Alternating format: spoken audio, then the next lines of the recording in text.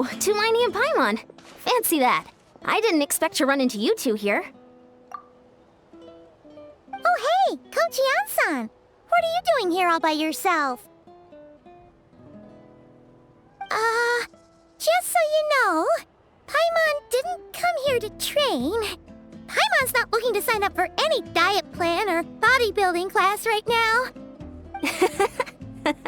Alright, got it. But seriously, what do you take me for? Some coach from hell? I'd never force a student into something they didn't want to do. That being said, a little aerobic exercise would probably do you some good. You could take over my patrol for a while. That would count. Yeah, all jokes aside, you're right. I'm looking for some help. The Collective of Plenty is holding a bodybuilding competition soon, and so many people have been busy squeezing in their last-minute workouts that we've run out of staff for patrols. Oh, so you've stepped in to cover their work. But don't you have a last-minute workout to do too? I'm good.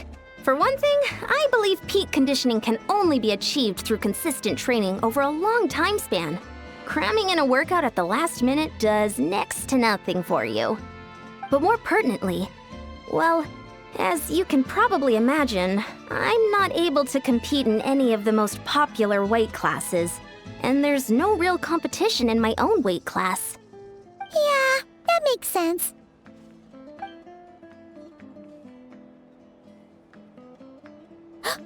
Oh no! Don't look at Paimon like that!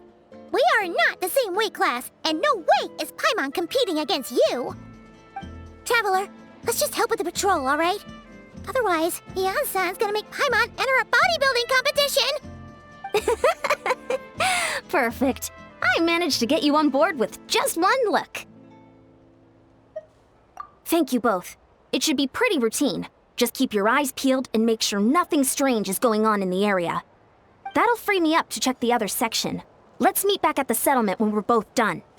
Sure thing. Just leave it to us. We're experts at strolling and patrolling, don't you worry.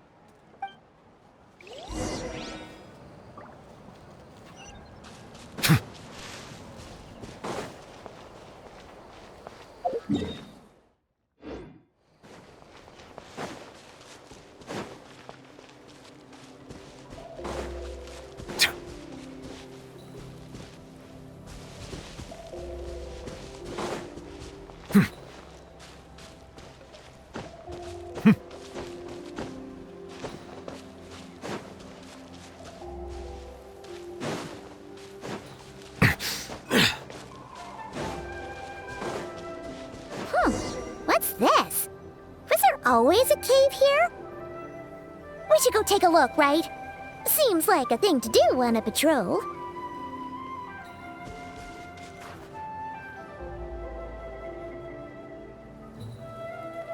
Hey! There's a hilichurl here. Is it sleeping? Doesn't look very hostile. Why is it hiding away here? You woke it up! Huh? It ran away! Oh, guess our reputation in Natlan is more fearsome than we thought. Even hilichurls don't want to mess with us now. You mean that shiny thing? Huh. Must have dropped it as it ran off. Huh. Paimon bets that hilichurl thought it was a priceless treasure. It was probably planning to hide it here for safekeeping. Until we showed up. Let Paimon take a look. Hilichurls aren't the brightest, so it might not be worth much, but still. What is it? You look so serious all of a sudden. Isn't this just a regular old key? The style is unusual, though. Doesn't look Natlanese. Where do you think it's from? What do you mean? What hibernation chamber? What spaceship? Wait, you mean the spaceship? The one that brought you to Teyvat? So, how did that key show up here? Are you sure you didn't just drop it?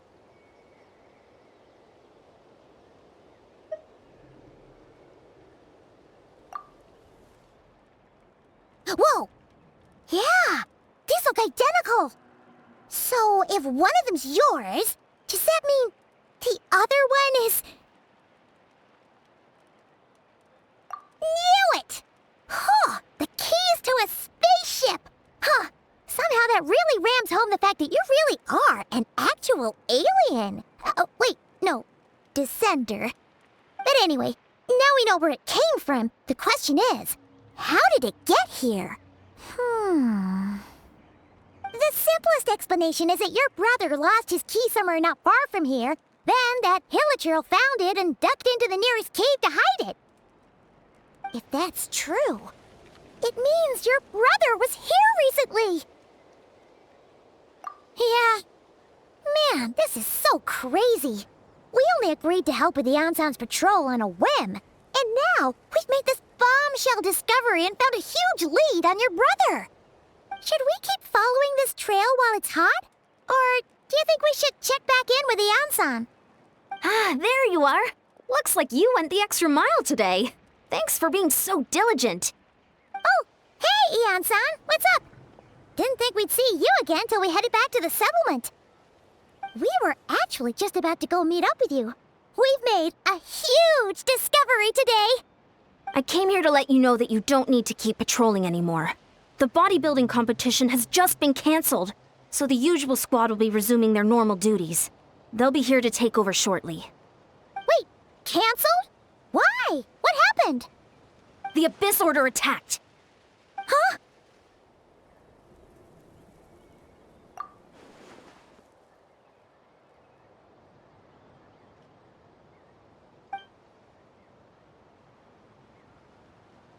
I've heard of the Abyss Order, but this is the first time I've known them to take organized action on such a large scale. It's like they're preparing to go to war against our entire nation. One little sect versus the entire nation of war? How are they expecting to pull that off? Based on everything we've seen from them so far, they usually prefer to act in the shadows.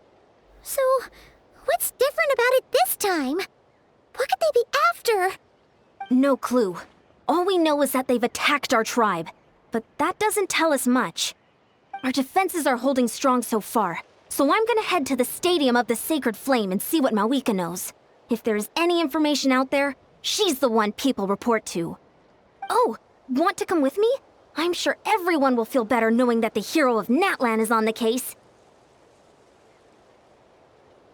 Great, then let's head over together.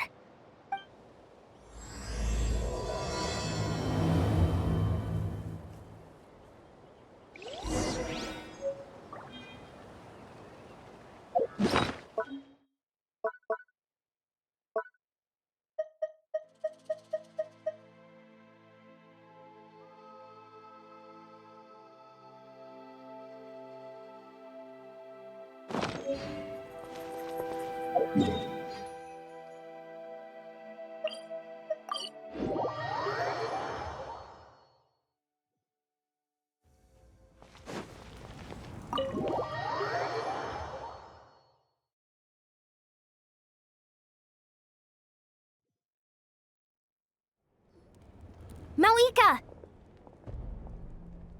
Oh? Great timing, Eon-san. I was just about to send someone for you. And it's good to see the travelers with you. How are things looking? What's the latest word from the messengers?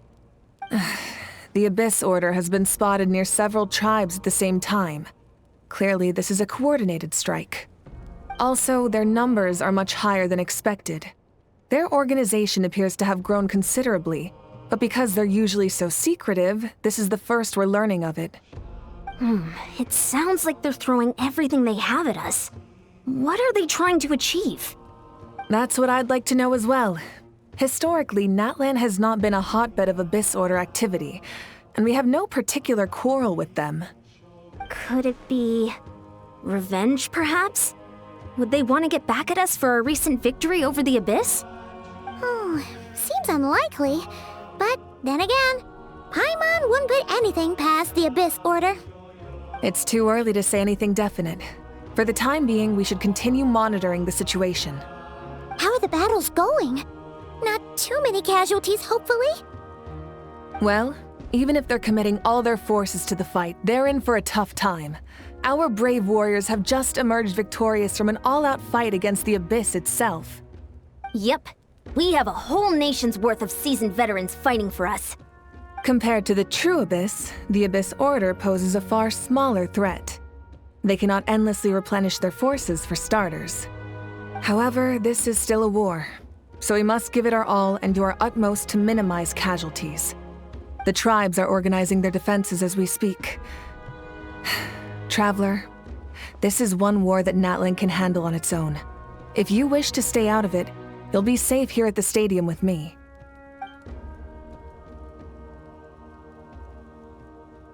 Oh? In what way?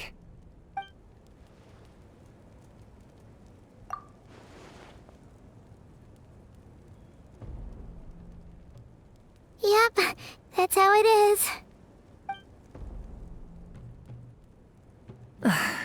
I see. My goodness, that is very personal indeed. If you don't mind me asking, do you have any idea what his goal could be? Safe to say, they're not exactly on the best terms at the moment. Ever since Paimon met the Traveler, she's been trying to track her brother down and get some answers. But he's been avoiding her. I see.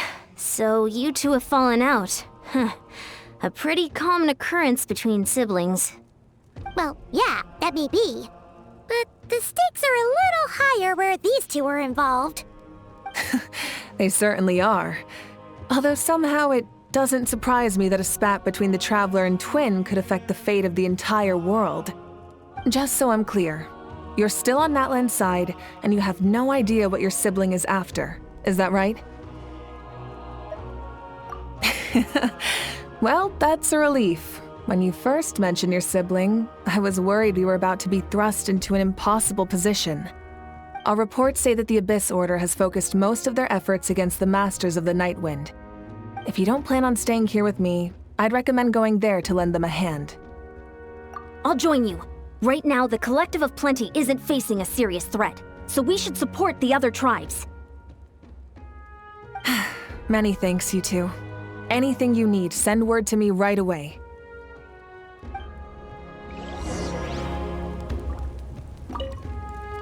And don't worry, you're still Natlan's hero. I'm not gonna blame you for something your sibling has done.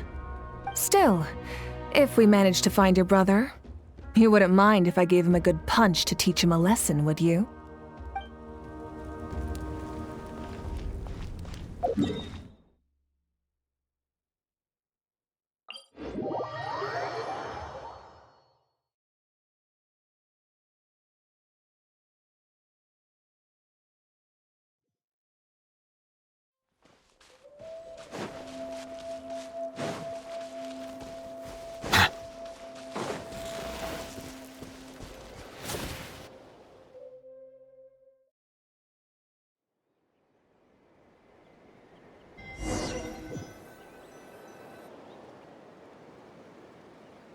Look, it's Eulalie!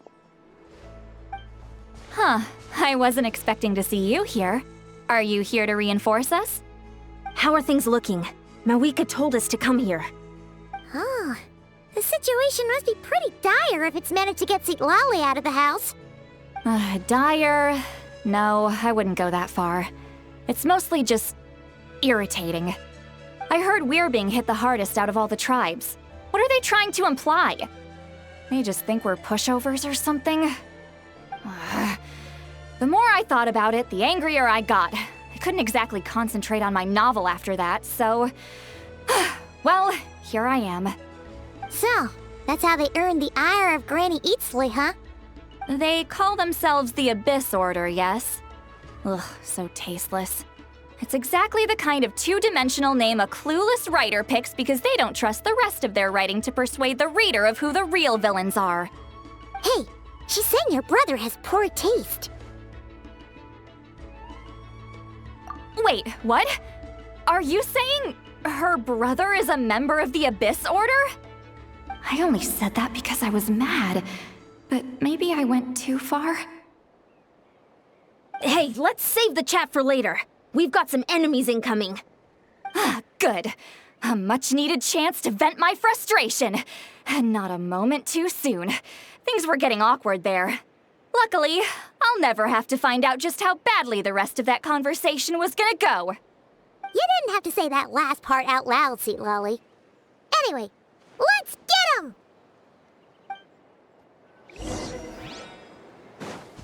Show no mercy! Off to the freezer! The pinnacle of excellence! Strike a pose! Settle down!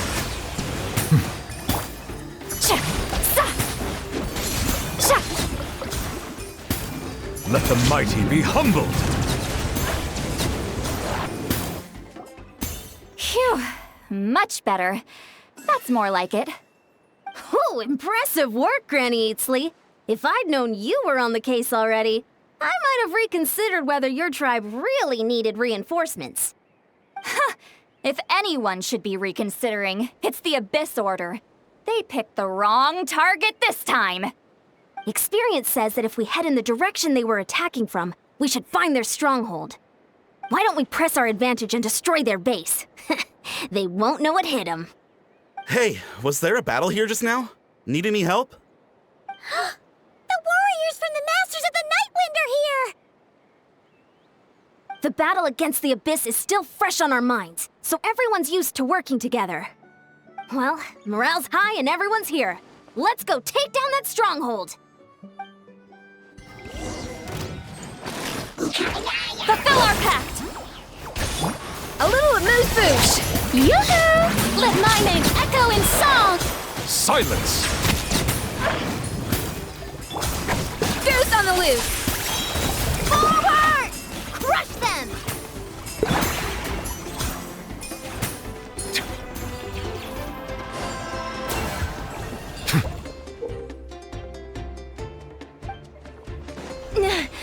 What is that thing? It's like it's draining the strength right from my body. Find a way to destroy it! To work. Ha! Ha! A dash of frosting! The Abyss Order's resistance is faltering. Now's our chance!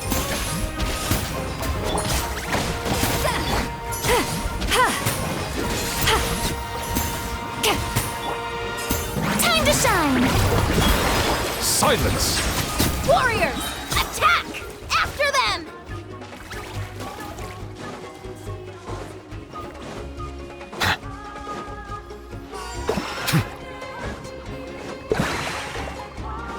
Bow your head.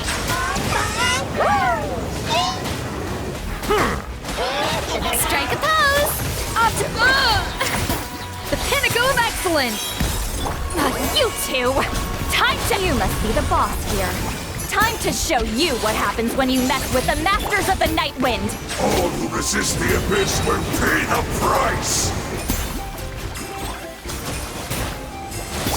Let my name echo in song! Show no mercy! See Laline, eat Papa, get him! A burst of flavor!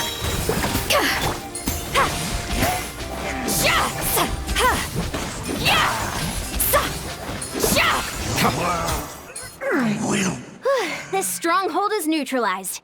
Good work, everyone. The Abyss Order's all bark and no bite.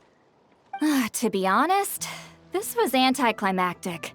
I was hoping for a personal apology at the very least. And ideally, a whole speech acknowledging the superior might of the Masters of the Nightwind. Well, whatever. I'll just have to make up for it with some extra wine at the victory feast. With the stronghold cleared, this area should be safe for the time being. But still, something tells me we can't afford to let our guard down yet. Maybe it's just me, but an enemy under siege normally defends their stronghold at all costs. The fighting gets more and more intense right till the bitter end. But this time was different. With a few exceptions, most of the enemies here gave up and fled the moment that... well, I don't know, but it seemed like they sensed something. Huh? Not sure I follow. They did a tactical retreat, that's all. It's just a different strategy. I'm not convinced. Don't forget, They're radicals who chose to wage war on an entire nation. They don't do things in half measures. It seems out of character to cut their losses and run like that. So you're saying there's more to this than meets the eye? I'm saying we don't know enough to be sure of anything at this stage. So let's stay alert and keep our defenses at the ready.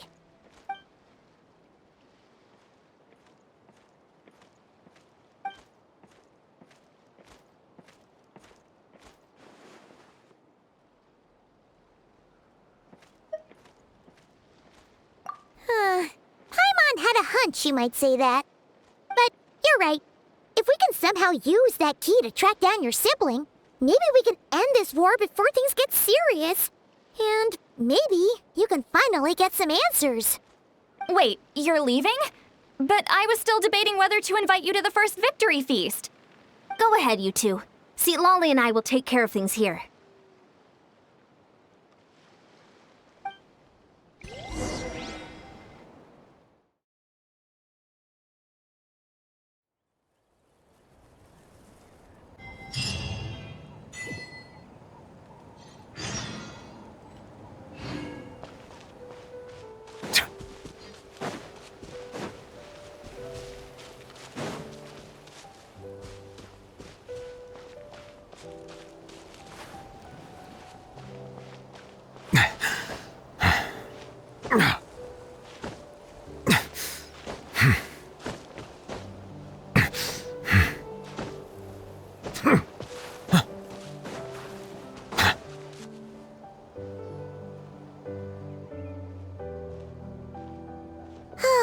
And we're back where we started. That Hilichurl probably found the key nearby, right? Let's look around for clues. There's no time to waste. Yansan and Lolly are waiting for us.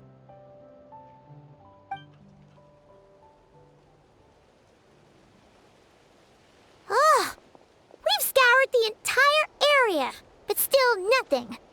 How the heck did the key end up in that Hilichurl's hands? Are we supposed to believe that it just fell out of your brother's pocket as he passed by? Huh. Seems kinda ludicrous to lose something so important in such a dumb way. But then again, who knows? Sometimes in life, things just go missing and that's that. Oh, thank goodness! Someone's here. Please help me! Oh, who are you? What happened?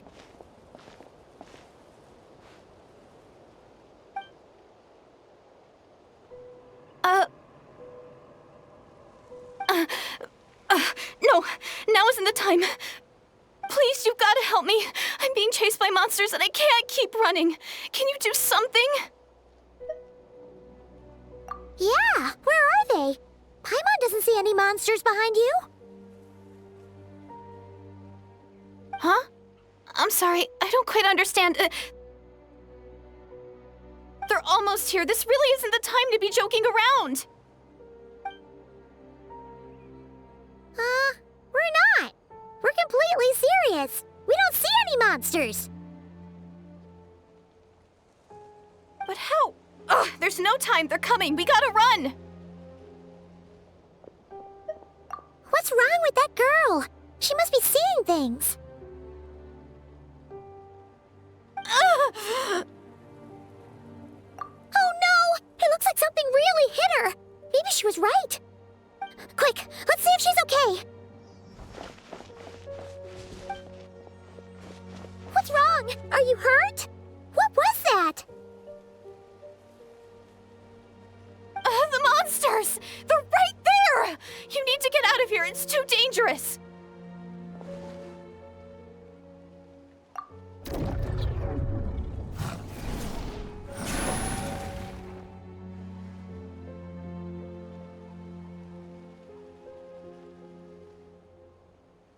Huh? Oh, now you finally see them. Well, it's about time. I nearly kicked the bucket just now. Great! Thank you, Savior. Savior?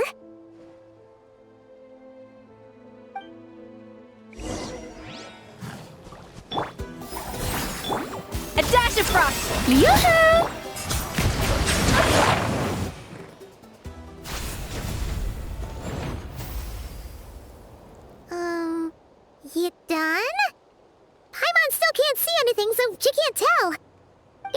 you were slicing at thin air. Kinda funny, actually.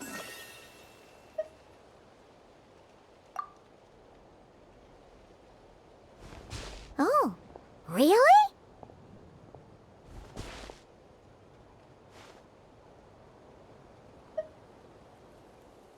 Sure.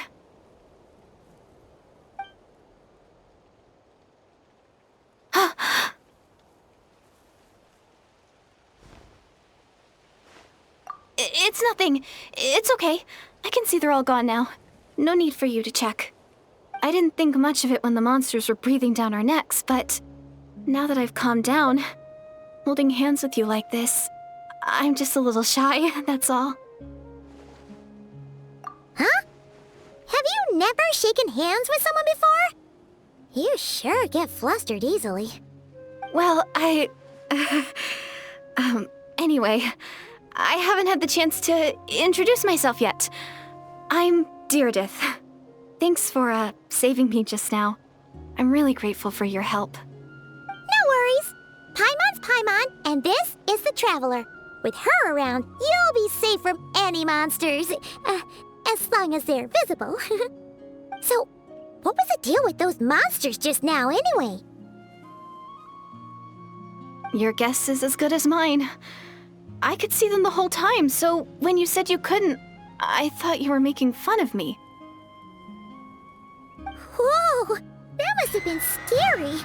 The idea that we'd stand by and laugh while some poor girl was being hunted down by monsters?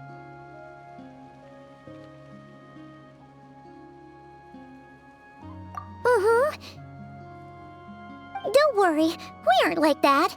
When we say we can't see something, it's because we really can't see it.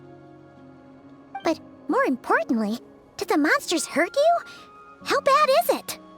It's nothing serious. But I did sprain my ankle back there. I won't be doing any more running for a while.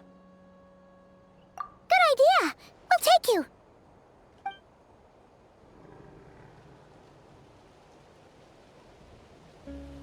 Phew, thank you so much. Despite getting injured, I still feel much safer with you around. I'm gonna stay here until I heal up. Don't want to risk running into any more monsters. Yeah, you already took a big enough risk coming out here all on your own. So, where are you from, Deirdith? A small village, far away from here. I walked for what seemed like forever and lost my way, so... yeah, I have no idea where I am anymore. Maybe all these trials and tribulations are part of the journey. No one said finding the Savior is gonna be easy. Huh. That's the second time you called the Traveler a savior. What's all that about? Oh, sorry. It just slipped out. I was caught off guard. The resemblance is so uncanny. Anyway, let me start from the beginning. There was once a sage who passed through my village. People got the sense that she was truly omniscient. The sage said that doomsday was coming. But as that day approached, a savior would reveal themselves to us. The day of disaster is almost upon us, so my grandmother begged me to leave the village and find the savior before it's too late. Doomsday? I've heard people talk about the savior since I was a kid. Growing up, it really made an impression on me. The description is practically etched into my mind. So when I saw your golden hair for the first time, it was like this image that's existed in my mind's eye all these years suddenly came to life. Everything matched. Oh, so that's why you were lost for words when you first saw her. Well, the Traveler's definitely got what it takes to be a savior, and she's already got a ton of titles, so she won't mind one extra. Actually, I don't think it's her. What? But didn't you say that everything matched? Everything except the gender. The savior was described as a young man. Oh, for goodness sake. There are gender requirements to be a savior? Really? Oh, of course. If it's not you, then it's gotta be him. Who? Who is it? You have a brother? Well, then that's it. Oh, it's him. It has to be. Oh, thank goodness. Please, can you take me to see him?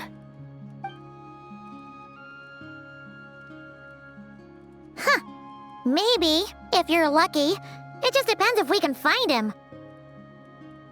Huh? But isn't he your brother? Sorry. Looks like Paimon steered this conversation back to the fallout between you two. It wasn't on purpose, but that's the reality, so it's hard to avoid. Okay, fair enough. But since you're looking for him anyway, why don't we team up? We might stand a better chance if we work together. Yes, everyone says that the disaster is inevitable. But the Savior will rescue us all from our pain and suffering. I've always dreamed of meeting the Savior. Do you really buy this whole doomsday thing? Seems kind of far-fetched.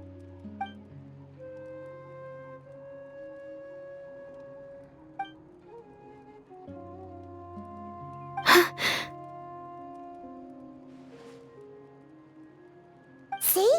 She broke eye contact. Sure sign of a guilty conscience. Time to press her for answers. What's wrong, Deirdis? Something's clearly bothering you. You want to tell us what's going through your mind? Oh, I just, how should I put it? The Traveler looks just like the Savior of my dreams. And it's not every day that the Savior of your dreams swoops in and saves the day in your moment of crisis. So I'm just a little overwhelmed, that's all. 3 seconds of unbroken eye contact is the limit. I don't think my mind and body can handle any more than that. What do you mean, limit? What happens after 3 seconds?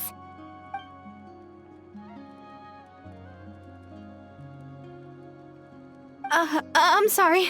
Please forget that I said anything. Let's just leave it there for now. Like I said, I'm going to hide here until I feel well enough to move again. If you manage to find the Savior in the meantime, please come and let me know. Thank you. Are you sure you'll be okay here on your own? Do you have enough to eat? I'll be fine. I might not be much of a fighter, but I know how to stay hidden. And if I get hungry, I'm sure I'll find something around here. Don't worry about that. All right then. Well, take care. Being on your own isn't easy. What a mysterious girl. We should definitely keep an eye on her. But hey, at least she seems to like you. And it sounds like she's gonna help look for your brother when she's healed. Anyway, this is probably all the progress we're gonna make for now. Let's head back to the Masters of the Night Wind and see if they need our help.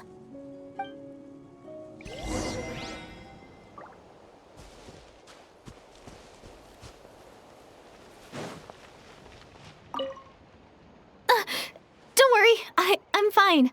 I just need some time to myself.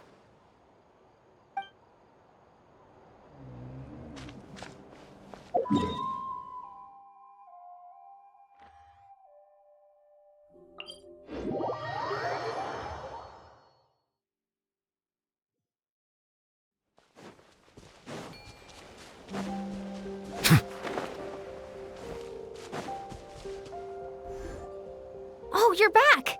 How did it go? Find anything? Nothing substantial, unfortunately. But we had the weirdest experience. So I take it that the war's still on? That's okay. I just wasn't sure, because things seemed to be at a standstill while you were gone. The Abyss Order hasn't attacked us, and since we don't know what they're planning, we haven't made a move either. In a word, it's a stalemate. The guards have been keeping watch around the clock, but for everyone else, you wouldn't even know we're at war. Huh. Really makes you wonder what the Abyss Order's thinking. I was wondering, Traveler, if you have the time, could you go and pay a visit to the guards? They've been working a pretty demanding schedule. I was gonna go see them myself, but I'm sure they'd appreciate a visit from the greatest hero of our time. Oh, but you're a great hero too, Yan-san. Great. Thanks, you two.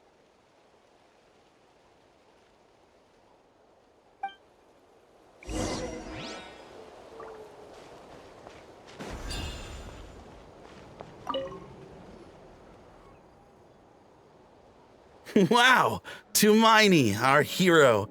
We've actually fought together before. You probably don't remember it, though. You do? Then it's truly an honor to serve alongside you once more. Thank you for standing guard this whole time. It's all good. Honestly, it's not been that much work. Haven't heard a peep from the enemy. Nothing that would indicate an impending attack. I've spotted a bunch of Abyss Order operatives, but they weren't acting hostile, just hanging around. There were even moments when they seemed to be meditating. At least, that's what it looked like to me. Maybe it's part of their religion or something. Out of an abundance of caution, I asked some shamans from the tribe to take a look and see if there was anything nefarious at work. But they didn't sense anything untoward, so we just put it down to religious ceremony and left them to it. Huh. Interesting. Oh well, the more time they spend meditating, the less time they spend trying to beat us to a pulp. Well, the shamans didn't raise any concerns, so how bad could it be? As far as I'm concerned, so long as they don't pose an active threat, they can do all the cult worship activities they want. Besides, as soon as everything's in place and we're ready for an all-out offensive, there'll be no match for us. Huh. Sounds like morale is pretty high. Guess there's strength and confidence in numbers. Let's keep going, traveler.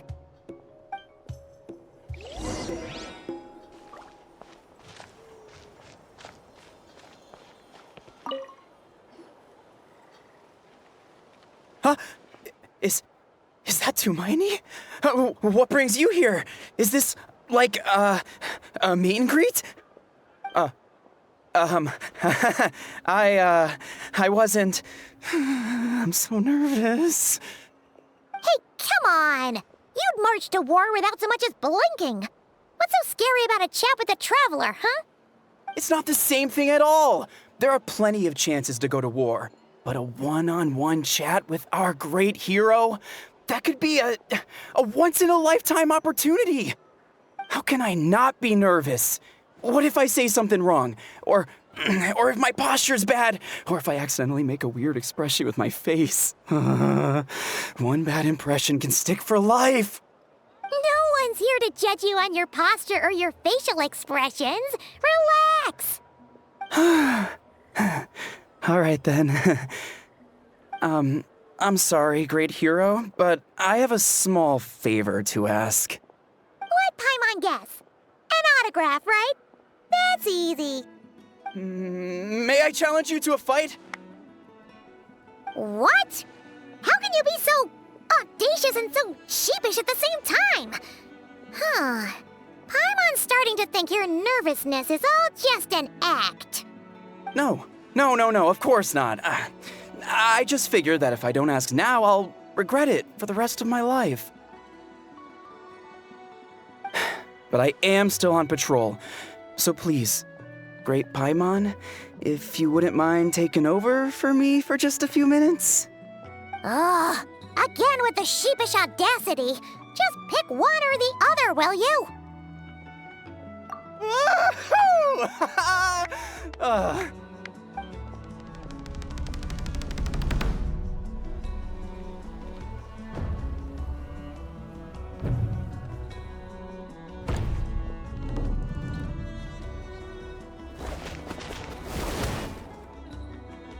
Obviously, I never expected to win, but until now, I didn't appreciate just how great the gulf was between us.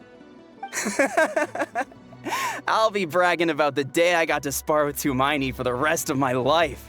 Today's really my lucky day. Ugh, Paimon can't keep up with you. Your tone has changed all over again. Now you've had a spar with the Traveler. What gives? Well, some people connect through conversation, but we warriors bond by sparring. And now that I've had a bout with the hero, we're no longer strangers. Nothing to be nervous about anymore. Okay. Well, to each their own. But Paimon's still gonna stick to conversation. Not at all.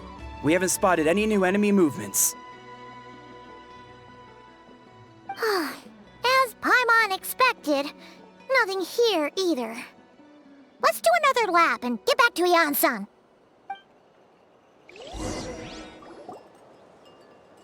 You're back. So, did the guards find anything? Nothing much, no. Someone mentioned that the Abyss Order has been doing some kind of meditation or prayer, but apparently it seemed harmless. Paimon wants to lodge a complaint about one of the guards, though. His name's Kentaro.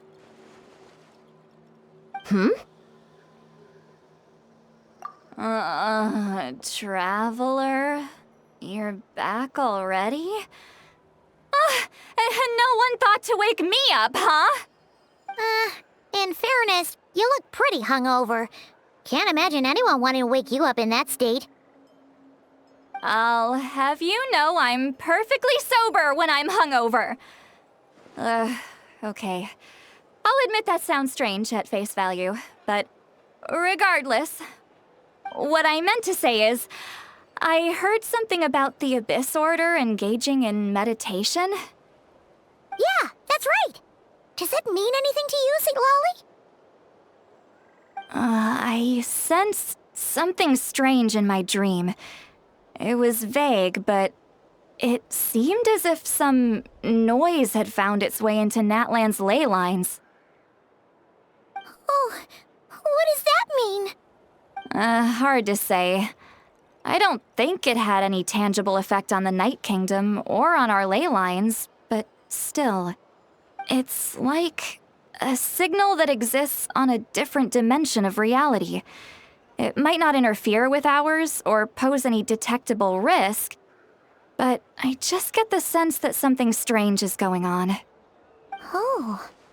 So even someone as familiar with the ley lines as you can't tell what's going on. No wonder the shamans that Satura called to the front lines couldn't sense anything. Yan-san, I think we should go talk to the chiefs.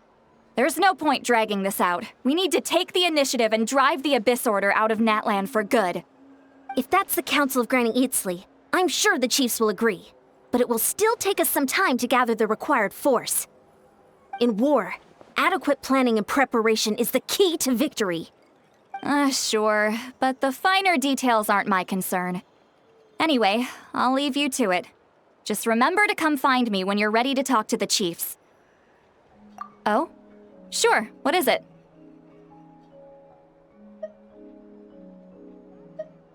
Huh, you mean only select individuals can see them? Now that's a strange one. I guess they could be manifestations of a disturbed psyche? Or extreme negativity embodied in physical form? It could also be a simple case of dead monsters whose souls got stuck here somehow. Well, I say simple. Things quickly get confusing when you start looking into monster souls. For starters, trying to figure out which classification system to use is a real pain in the... All right, we get it. Granny Eatsley's learning and wisdom knows no bounds.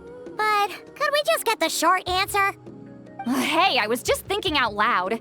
You really think I was just trying to flaunt my knowledge? Anyway, the short answer is... there are many potential explanations for the kind of phenomenon you describe. That said, it's not something I've ever encountered in all my years. Oh, wow. Okay. Well, if Granny Eatsley's never seen it, it might as well not exist, right? Hey, I'm not that old!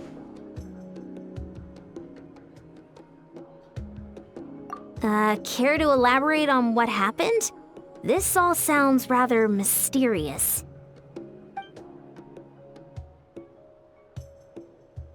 Really? You had to hold her hand to see the monsters? Sounds a little contrived. That's the part that bothers you? Maybe the point is more that it requires direct physical contact, whether that be hand-holding or otherwise. But that's neither here nor there. What bothers me is, it sounds like she's convinced that your sibling, the leader of the Abyss Order, is a savior.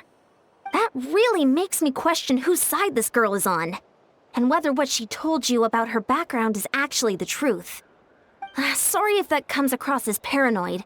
It's just hard not to be suspicious of everything when we're in the middle of a war.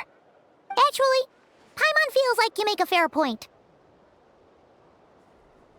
Whoever this girl is, she sounds like bad news. Okay, well, you're clearly just jumping to conclusions. It's hard to know what to make of it. A young lady all by herself, lost in the middle of nowhere, sees monsters that no one else can, calls the leader of the Abyss Order her savior. At the very least, we should remain vigilant. Keep a close watch on her. Sounds sensible. On that note, we probably shouldn't have left her by herself in that cave. Traveler, we still need some time to muster our forces. Maybe you could check on her if you're not busy. Just be careful. It's settled then. Let's go check on her.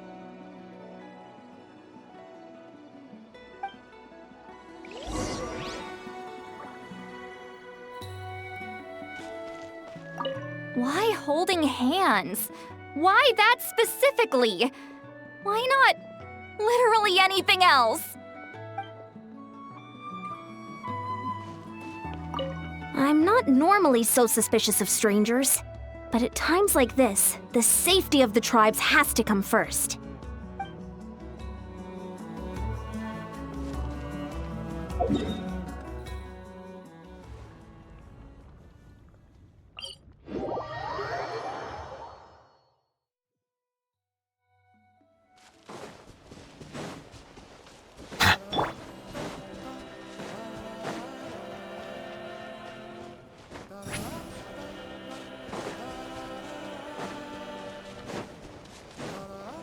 Return to the skies!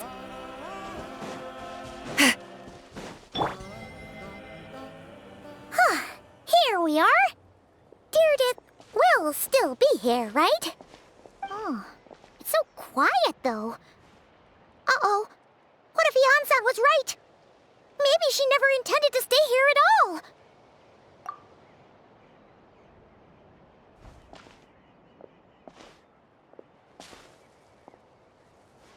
Traveler, watch out!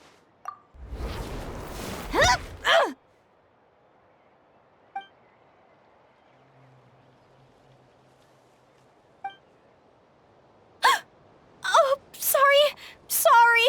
I didn't know it was you. I heard a noise and I thought it was the monsters coming to get me. Did I hurt you? Oh, I'm so sorry. I wasn't thinking straight.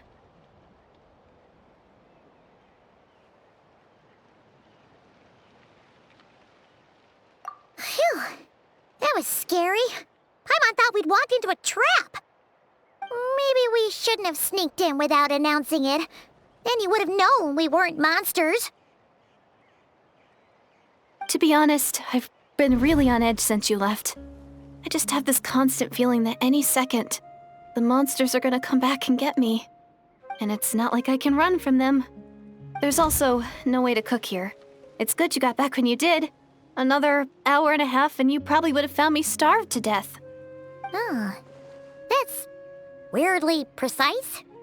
Though, it does explain why your attack on the Traveler was so weak. Wait, if you really thought you were gonna starve or get killed by monsters, why'd you promise that you'd be okay here on your own? I just didn't want to lose face in front of my hero. She already saved my life once.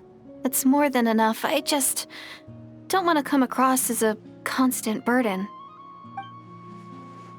Huh. For someone on the brink of starvation, you're pretty preoccupied with your image. What's the real reason? What? That is the real reason. I'm kind of bearing my soul here, you know?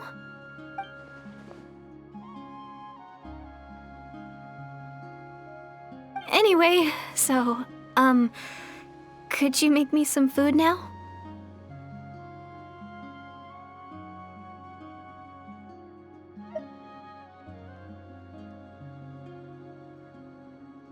Oh, Paimon's getting hungry now, too. Go on, then. You can join us for dinner.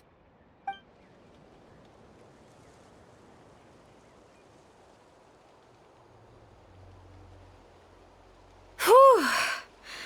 I am so full. Thanks for saving me, again.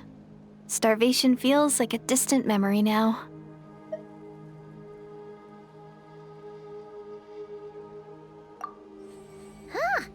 You can really pack it away, Deardith. Guess that explains how you had the energy to make it this far. I tried so hard to hold back, but it looks like I still came across like a total glutton. Paimon didn't even realize how late it is. Hey, the night sky here is really pretty. Yeah, and it's all thanks to you both that I'm able to relax and enjoy it. I was cooped up in that cave the whole time you were gone. Now, I'm finally out. The air seems fresher, and the stars more beautiful than ever before. You weren't in there that long.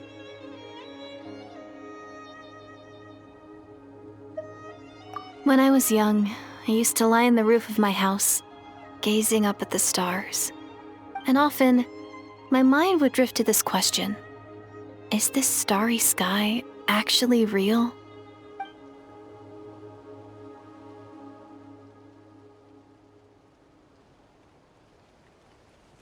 But my grandma would tell me the answer to that question doesn't really matter.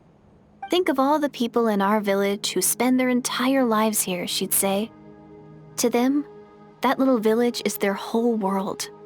And so, if it's our destiny to live beneath this sky all our lives, then whatever may or may not lie beyond, this is our world, and that sky is real to us. Paimon kinda gets you, but also not really. Is it kind of like how journeying with the Traveler is everything to Paimon right now? I really treasured my world for a really long time. The village was my everything. The houses, the scenery, the stories I always loved to hear about the Savior. But I could never bring myself to agree with Grandma. Even if the village was my entire world, I still had to know what lay outside its borders. Yeah! Go you! So, I finally ventured out and set off on my journey to find the Savior. I'm going to make my world bigger, one step at a time. And I'm not going to stop until I've seen what's beyond the stars. Maybe then, I'll finally get an answer to the question I had as a child. Who knows? Maybe one day, I'll be sitting and chatting just like we are now, but with someone from another world. Yeah, one day. Oh, if only we could tell her. But it's probably best not to open that can of worms right now. I need to find the Savior and protect my world. Then, I can make sure it continues to grow. That's the most worthwhile thing I can think of doing, so I've been giving it everything I've got. You know what? It's pretty cool. Paimon kinda wants to root for you now. Sorry. I got a little carried away. I always get chatty after a hearty meal. Just like my grandma.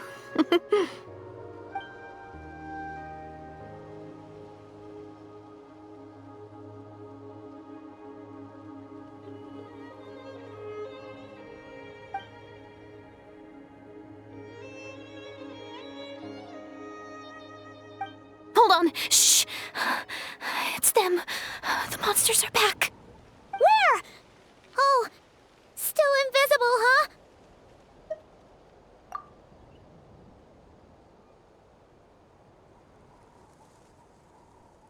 Can you see them now?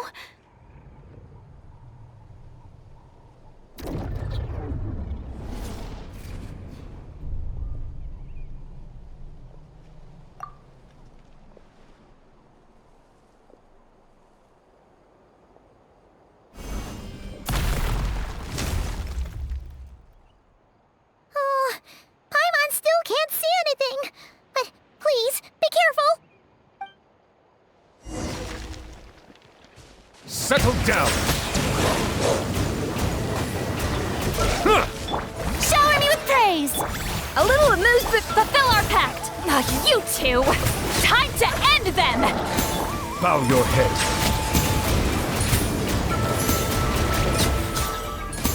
The tides beckon.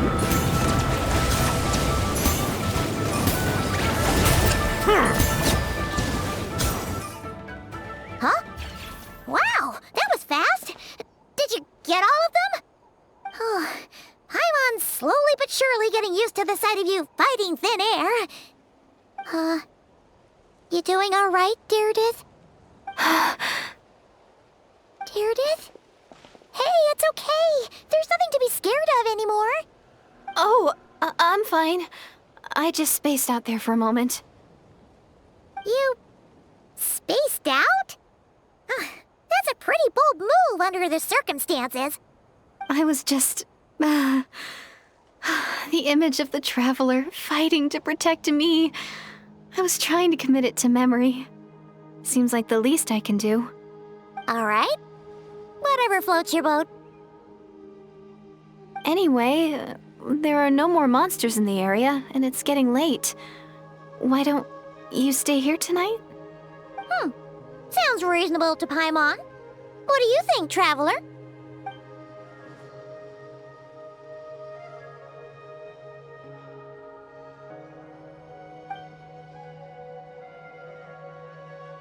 All right. Deirdith will be... Huh? Deirdith? Why are you going in alone?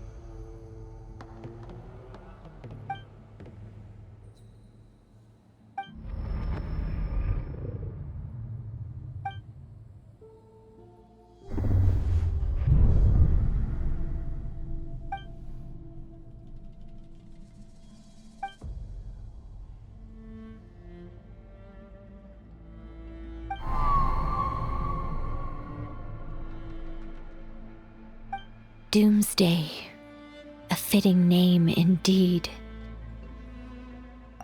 A blood-red sky. Wild beasts that slaughter all in sight. Endless pain, a terrible curse that cannot be reversed. And the birth of a savior.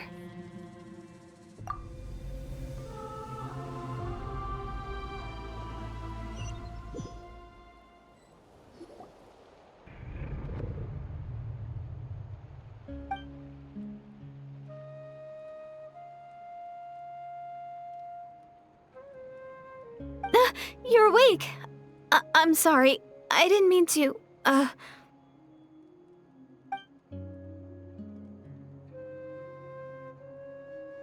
You just look quite distressed, like you were having a nightmare. I thought if I took your hand into mine, you might find it soothing. At least, that's what my family always did when I had nightmares. But it didn't seem to work on you. In fact, I think I made it even worse. I'm so sorry. Oh, is that right? You better not be trying to pull a fast one on the Traveler. What? Don't be so... I have more self-control than that. Self-control? What does that have to do with it?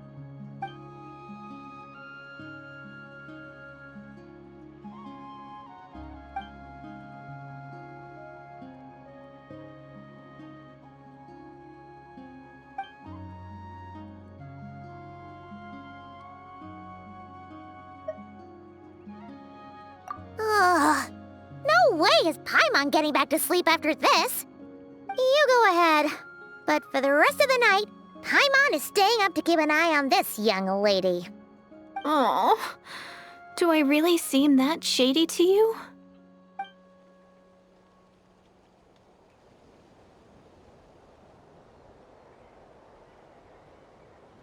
Well, Deirdith, there should be enough food for 3 days. Make sure you eat the perishable stuff first, so nothing goes to waste. You can't tell which stuff is perishable, right? Yeah, I can tell from the ingredients. Thank you so much for making all of this for me. 3 days will definitely be enough time for my ankle to heal. Then I'll continue on my journey to find the Savior. All right, then we'll be off. Bye for now, Deirdith. See you? Wait! But if this is goodbye, how am I supposed to find you again? Oh, I mean, what if I find your sibling? How am I supposed to let you know? Ah, that's a good point. We share the same goal, but we're constantly on the road, so we've got no fixed address. How about this? When the time comes, you can just write a letter to Mawika. She'll be able to find us for sure. Mawika? Who's Mawika?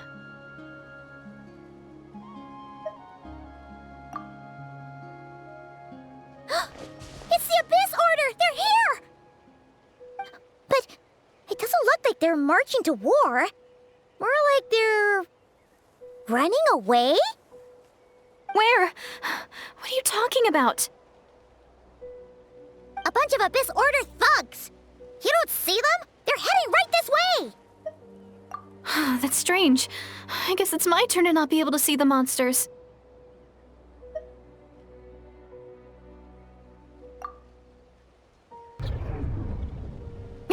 You're right!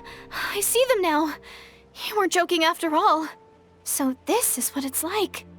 What a weird situation. What is making these monsters invisible? Is it Deirdith? Or the monsters themselves? Or is it us? Well, might as well mow these ones down, just so they can't pose a threat to the tribes.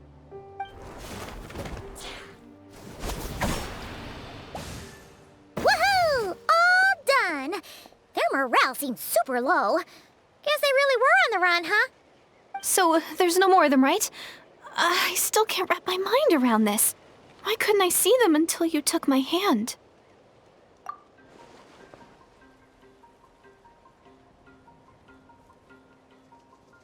So, any ideas on why those monsters might have been running away? Maybe something went down on the front line. Oh, Paimon's getting a little worried about Eon-san and the others. Let's head back to the Masters of the Night Wind right away. We gotta go. Bye for now, Deirdith. See ya, and please take care.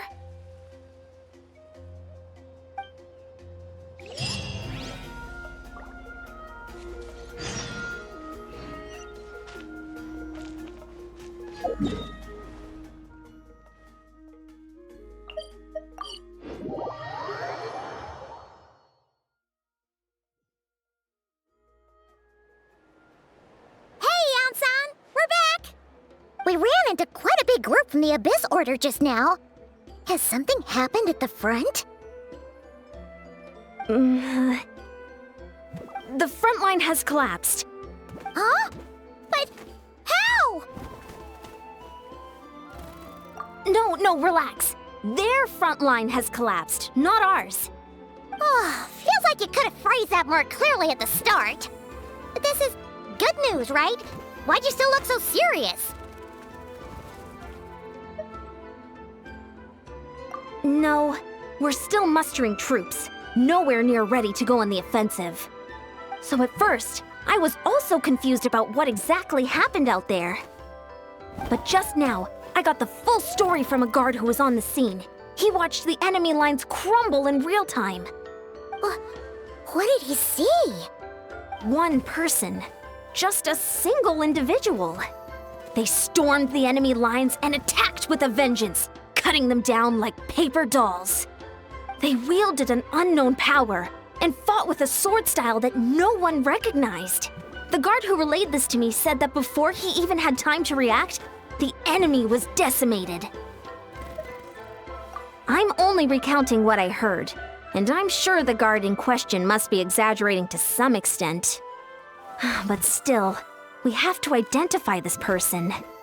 And assuming they're a neutral party, we'll need to figure out how to engage with them.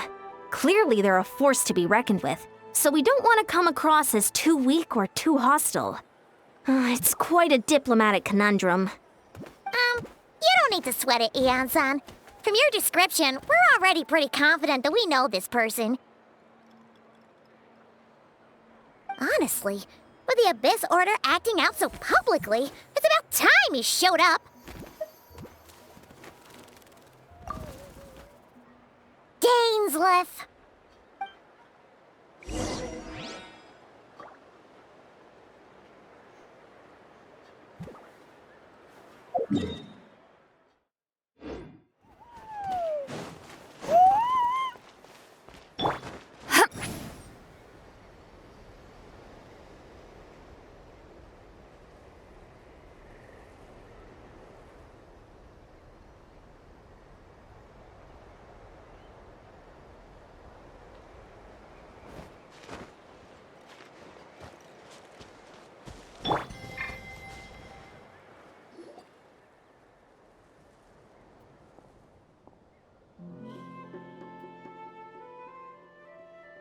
It's been a while, Dane.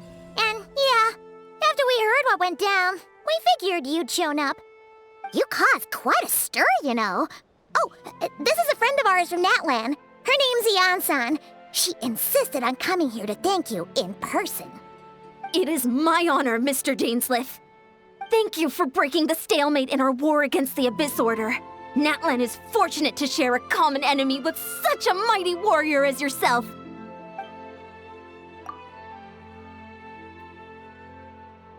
Please don't mind him, Eon-san. He always talks like that, but he's a pretty nice guy deep down.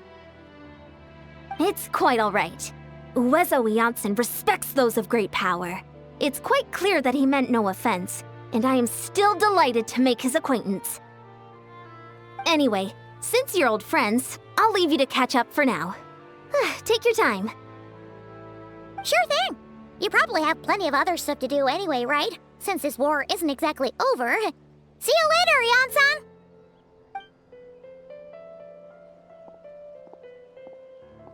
Hey, Dane! Would it have killed you to be a little more polite? She's our friend!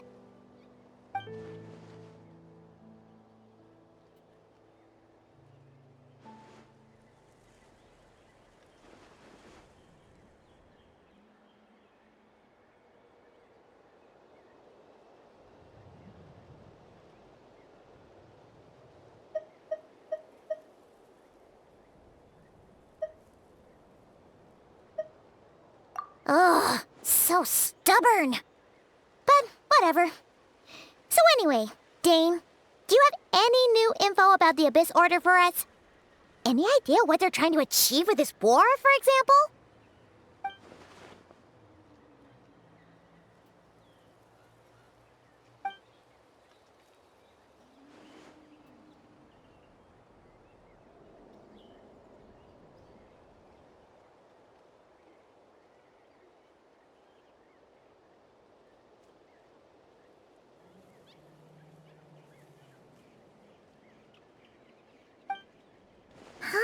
We thought so too. But it sounds like you're no closer to learning what that goal is than we are.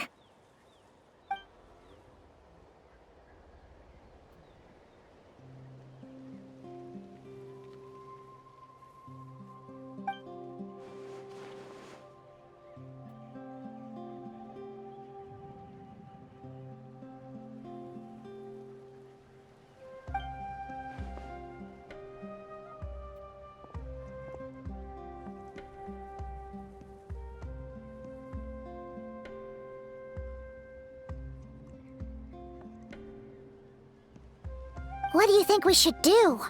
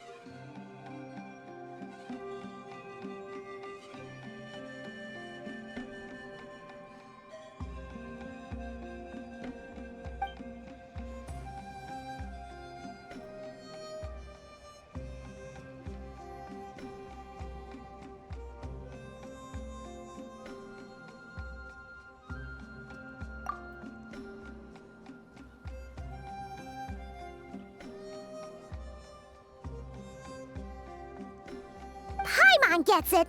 Nothing in the world can satisfy you like making mincemeat out of the Abyss Order, right? Wow! Okay. A rare, candid response from Dane.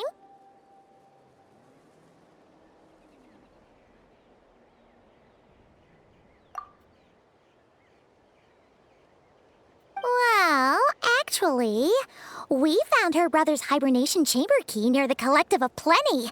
He must have lost it.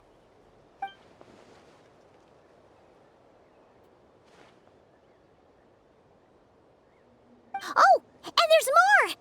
After finding the key, we also ran into this weird girl.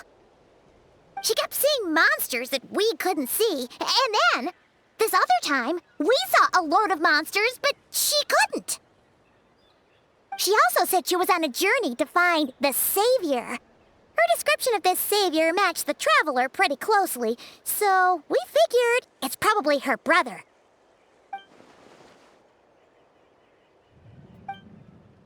Yeah, that's right. Is something the matter, Dane?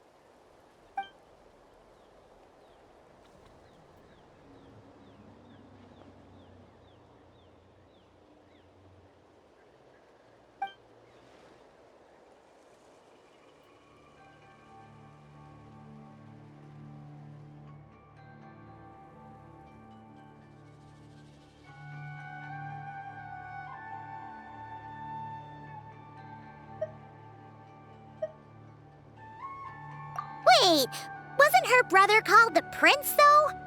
Where did this Savior thing come from?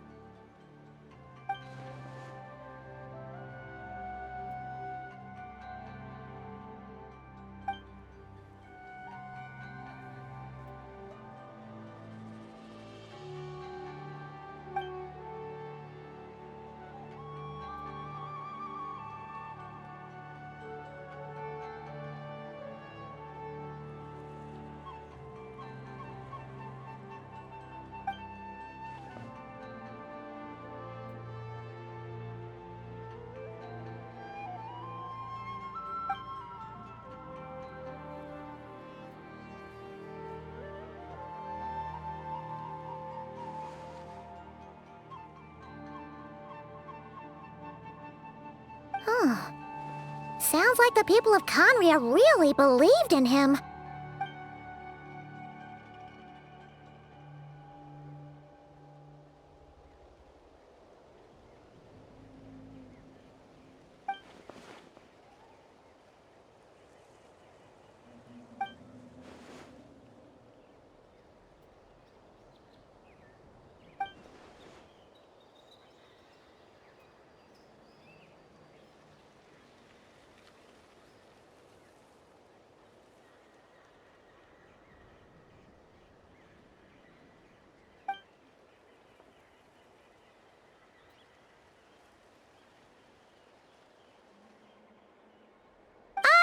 Paimon gets it now. So, a bit like Kaya, except she grew up somewhere more isolated? Still, that doesn't explain the invisible monster situation.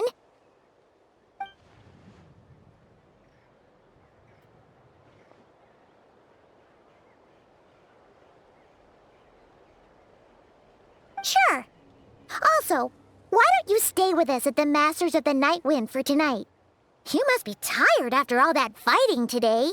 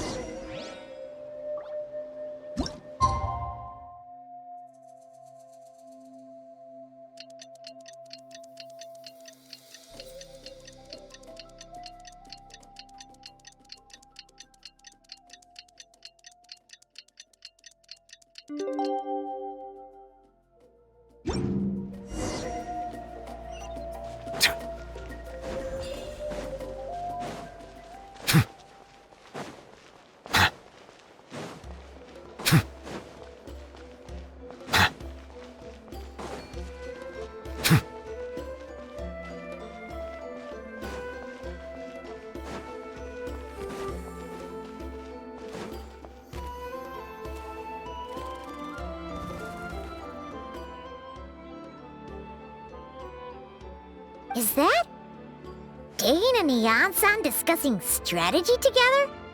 Huh. Looks like they're getting along just fine.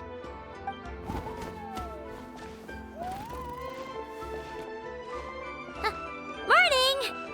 What are you guys talking about? Ah, you're here. I have some good news to share with you. We just got word from the Scions of the Canopy. Their intelligence has reported that they've discovered the Abyss Order's headquarters in Natlan. After their front lines dissolved, the bulk of their forces fell back to that area. It's also where their central command is located. The location? The Cinder City. Cinder City, huh? That tracks. Seems like their kind of place. Hey, this is great! This could be our chance to crush the Abyss Order once and for all! And with any luck, maybe we'll find your brother there too! Yep, our army is almost ready, and we've sent a message to Mawika to let her know the plan. We can't really launch an operation this big without the okay from the Archon.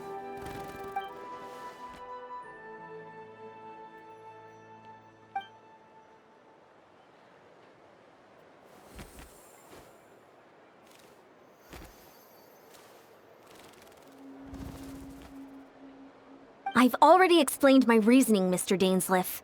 I understand your concern, but an immediate strike is not on the cards for us.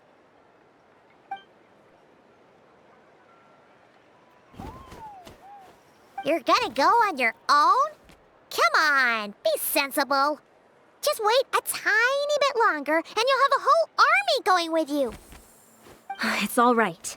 I support your decision, Mr. Dainsleif. Huh? Shouldn't you be talking sense into him? I admire his courage, and I believe he is strong enough to take on the Abyss Order on his own. And even if things don't go to plan, he just needs to bide his time until we arrive with reinforcements. Mr. Dainsleif, I wish you the very best of luck.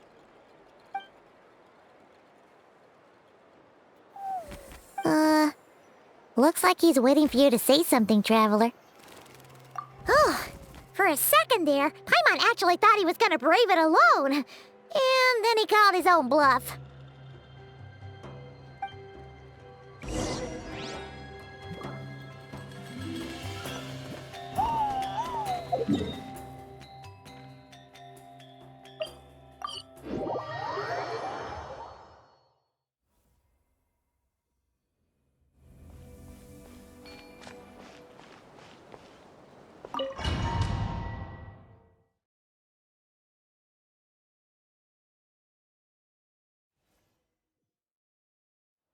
Is this the place? The Abyss Order's hideout in Natlan?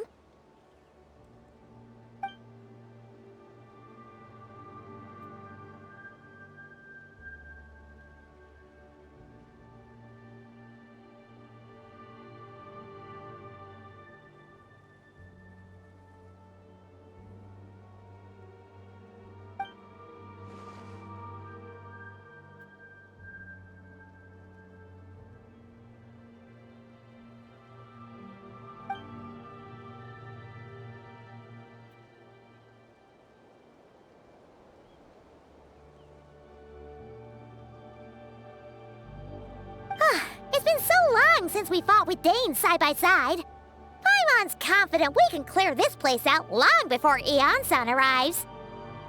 And if you get to meet your brother again, even better. Let's go!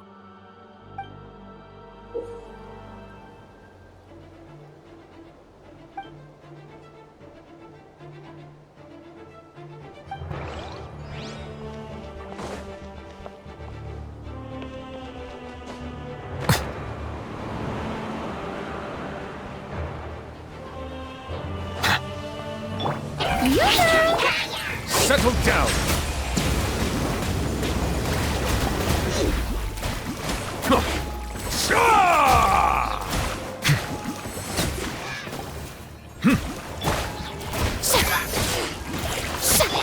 A dash of frosting!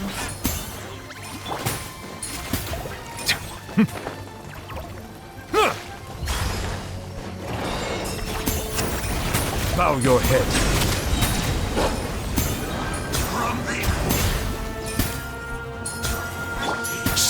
mercy!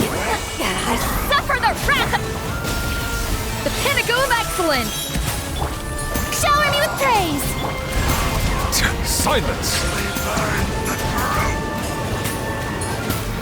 An oversight on my part be sanctified.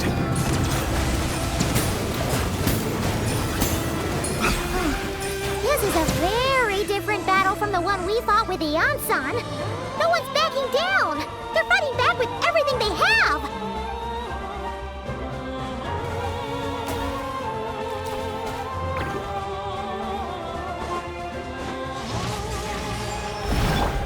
Off to the freezer!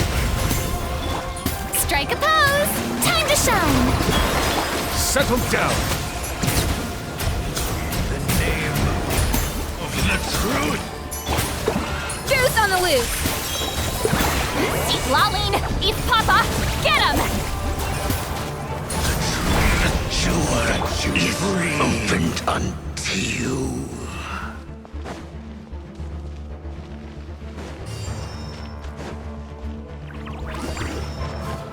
Silence! Get to work! Shower me with praise!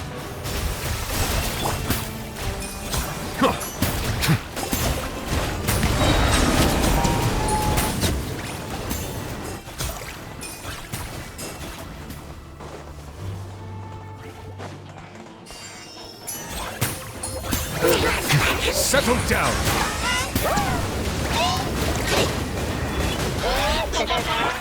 A little amuse-bouche! Show no mercy! Dainsleif, the relentless specter that haunts us. The abyss is all present. To flee is futile. To resist it, vain. Let the mighty be humbled!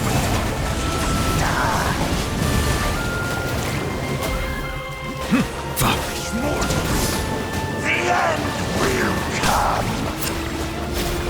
The abyss shall rise once again.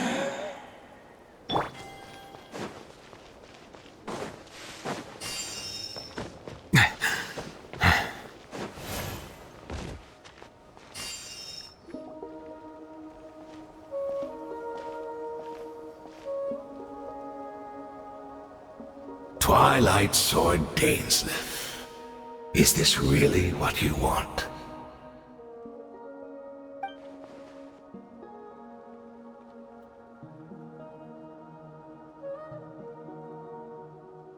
So where's the Traveler's brother then? Or is this guy supposed to be in charge here? So, this is a hunt to you. I must say I pity you, Dainsleif. The death you dole out so readily to others is a luxury you yourself cannot enjoy. But today, that is the least of your worries. Do you realize that all your years of pursuing us are being rendered utterly meaningless, even as we speak?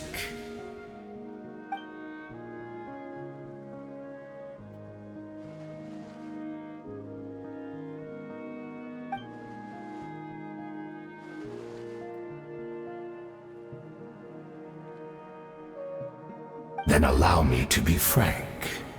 As far as we are concerned, our prince has already won by other means. And I do not merely mean this battle. No. His Highness has achieved something far greater. For today, the Abyss Order's greatest wish has finally been fulfilled. Our Highness quietly infiltrated the Night Kingdom to exploit that realm's past experience with ley line reconstruction. And then used the Loom of Fate to reweave the ley lines of Conria. What? He used the Loom of Fate? Wait, does this mean the attack on the Masters of the Night Wind was all a smokescreen to give him some cover? Oh no! chance? Correct. As of now, our homeland has been revived.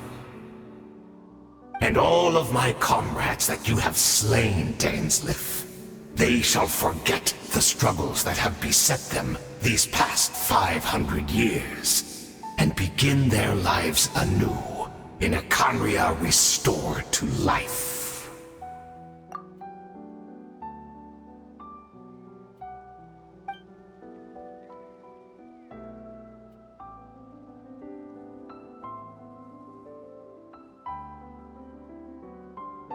Right!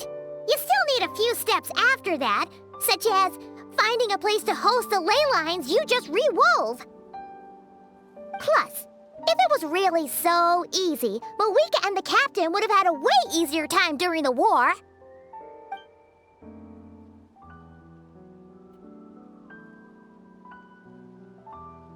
Oh, you poor fools. Clinging to delusions, even after the truth has been plainly revealed to you.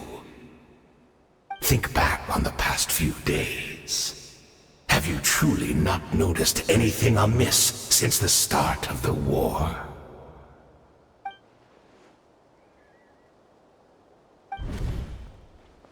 I sensed something strange in my dream.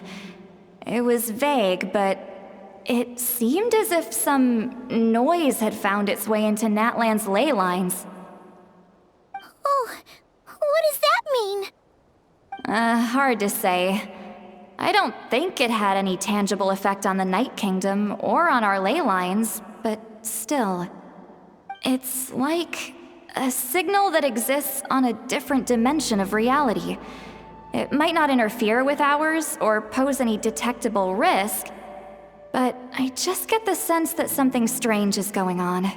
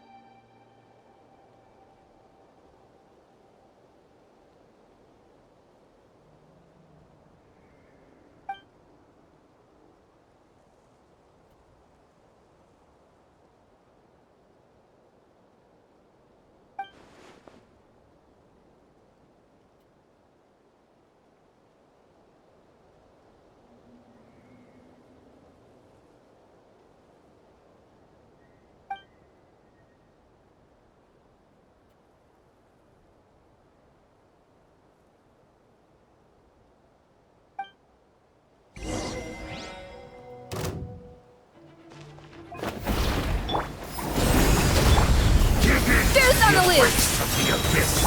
Strike a pose! Time to shine! You two! Time to... Silence! Do you still not understand? My body is failing.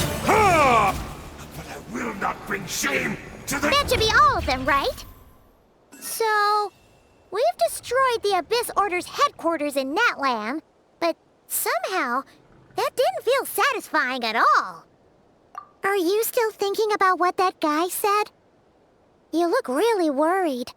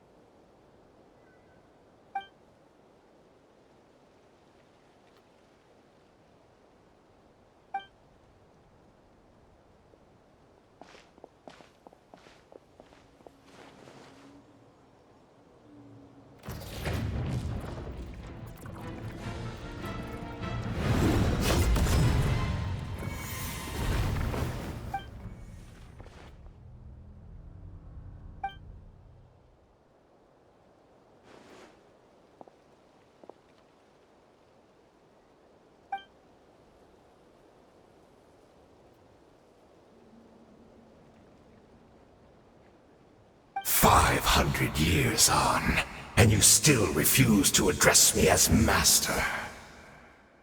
Don't forget, Daneslith. You may be the renowned Twilight Sword, while my arm has grown too feeble to swing a blade. But I taught you everything you know about wielding a blade.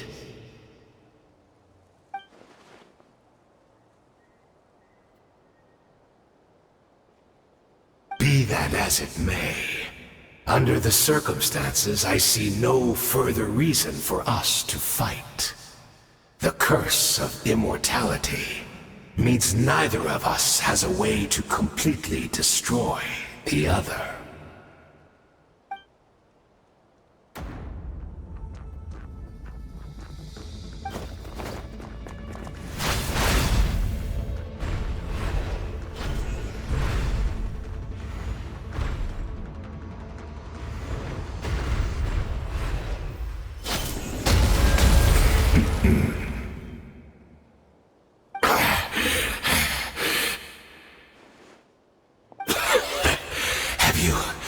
Finally had enough. You weren't joking then, huh? Never, in all my worst nightmares, have I experienced anything close to the pain of 100 deaths. Surely, there's no point taking out all your hatred on me alone.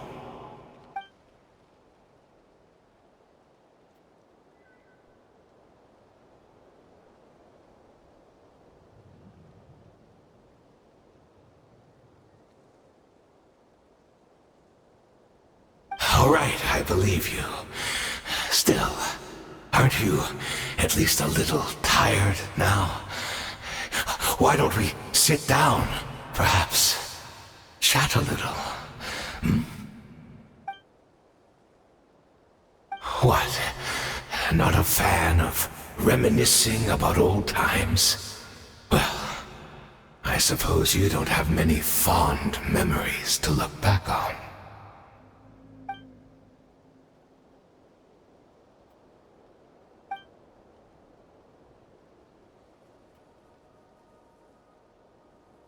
Indeed.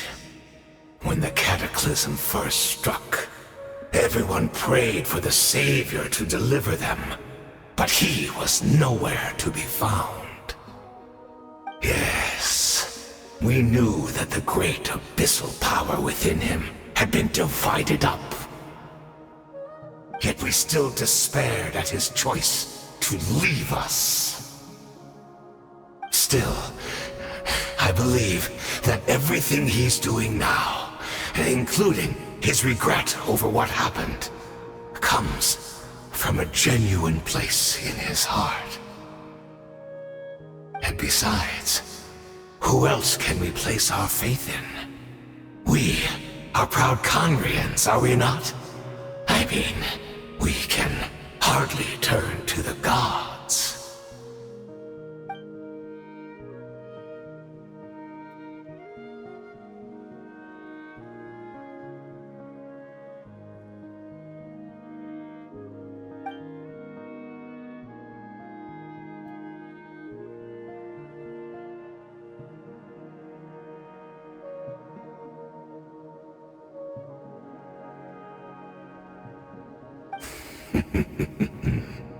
Is that so?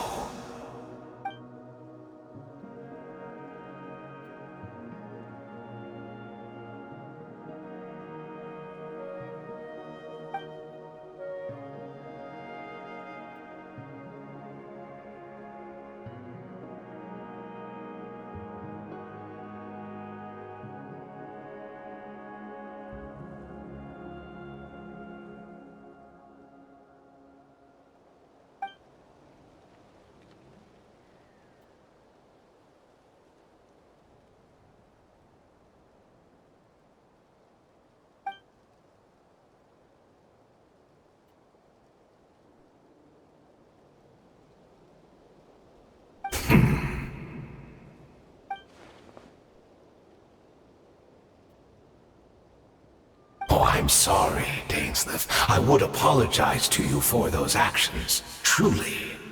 But the fact is, I honestly can't remember them anymore. Look at me. Look at what has become of me. Only by the Abyss's grace have I managed to maintain this physical form. But as for the rest, memories, spirit, emotions, personality, they have long become eroded, fragmented beyond recognition. Even if mine was a past steeped in sin or in shame I once longed to hide, I would wish to remember it. Without my history, I fear I will become another person entirely. I would like to apologize for any misdeeds that are mine. So please, tell me everything. Tell me about the Khaenri'ah we once called home.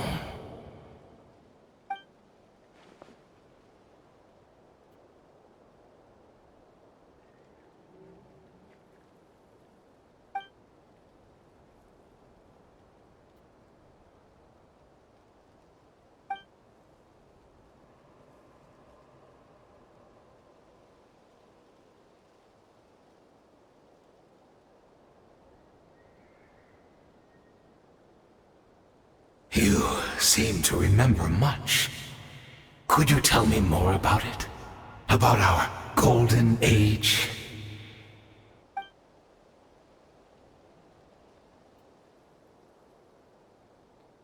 Is that so? What a pity. But this will be quite sufficient, as long as the loom of fate heard what I could not.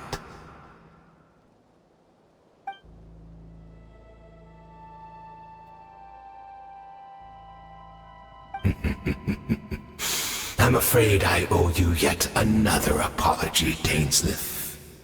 You were right. I lied to you earlier.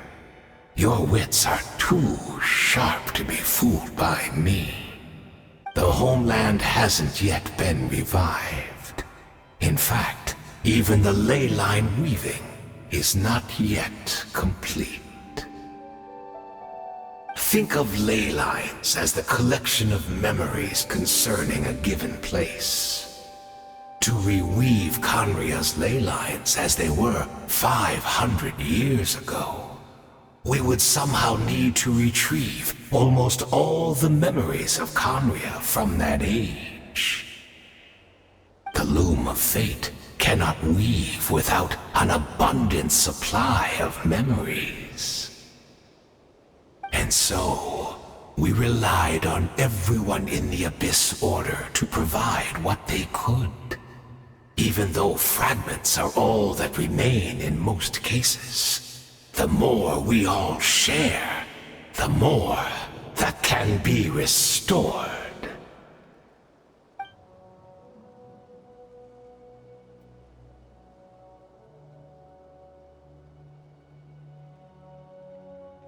Indeed, we, a people in exile, stranded 500 years in the future, will weave our homeland anew and bring the nation of our dreams back into the real world. Ah, what a glorious undertaking! What a shame it had to take this long. After 500 years, most of our memories have faded, and a world woven from broken memories shall itself be broken.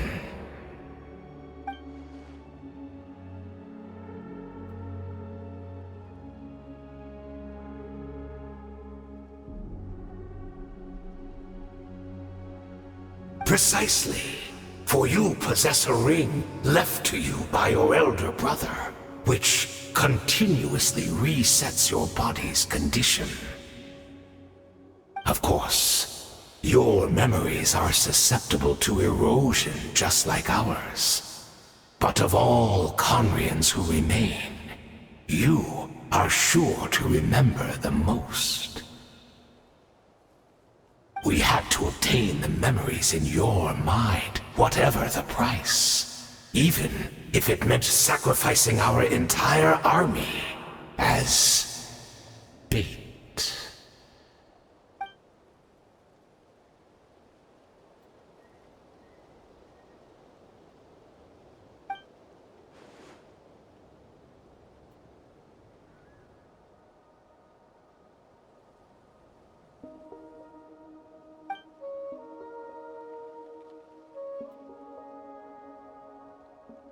Perhaps, but that is the gamble our Highness has chosen to make.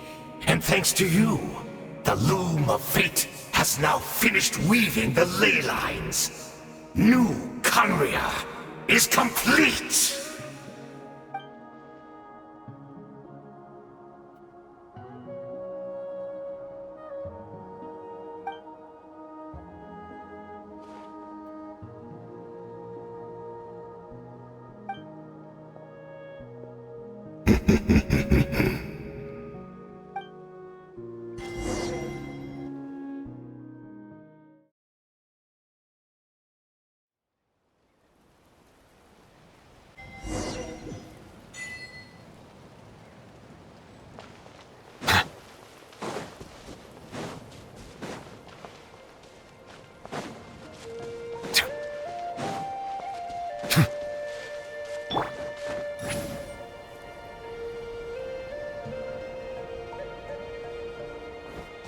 It's Judith! Great! She's still here!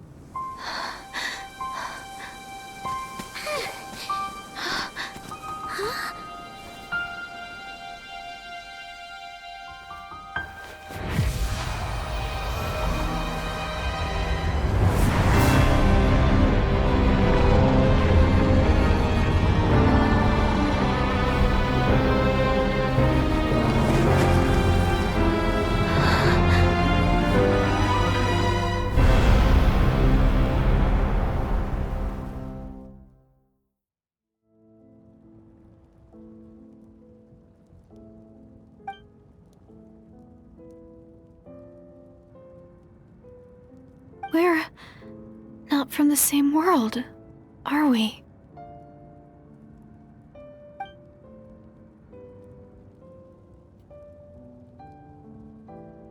Wait, but that's great!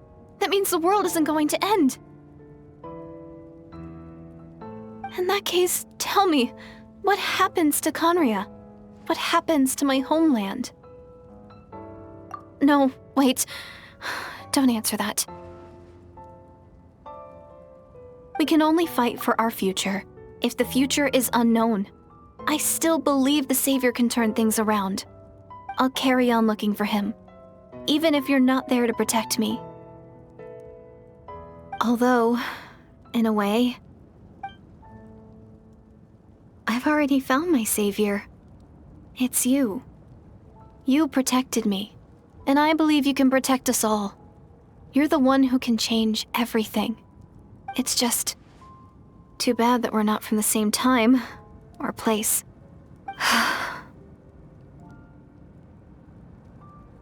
Oh, one last thing before I forget. I know how much you want to find your brother. Surely he must be desperate to find you too. So, is there anything you can give me as a memento? Proof that we met?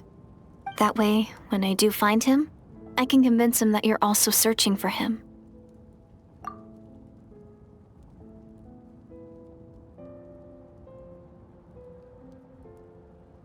Huh? What is it?